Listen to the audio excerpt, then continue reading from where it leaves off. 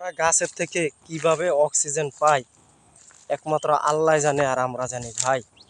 দেখেন, গতকাল বৃষ্টির পানি ভরে গেছে ক্ষেতের ভিতরে, প্রচণ্ড পানি উঠেছে বৃষ্টির পানি।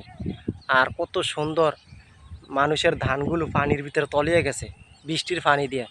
অনেক জায়গায় মানুষের ঘরবাড়ি তৈলে গেছে বৃষ্টির পানি দিয়ে। আর এদিকে জমির ভিতরে বৃষ্টির পানি উইটা ভরে গেছে প্রচণ্ড, মানুষের ধান ডুবে গেছে বৃষ্টির পানির ভিতর থেকে। দেখছেন দর্শক ভাইরা, যে দেখেন মানুষের ধানগুলো ডুবে গেছে।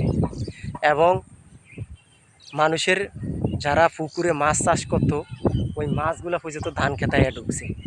প্রচণ্ড ধান খেতে মাছ, এত মাছ। তো চলেন আমি আপনাদেরকে দেখাই।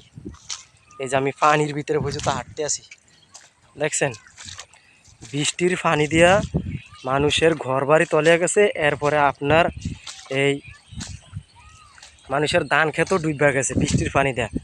মানে গত শুক্রবারে প্রচুর বৃষ্টি হয়েছে, আপনার বিকাল 5:30 থেকে রাত 8:30 পর্যন্ত প্রচুর বৃষ্টি হয়েছে। বৃষ্টি হওয়ার কারণে মানুষের ঘর বাড়ি এবং মানুষের পুকুরের মাছটা সব আপনার তলিয়ে গেছে, বুঝছেন দর্শক ভাইয়েরা।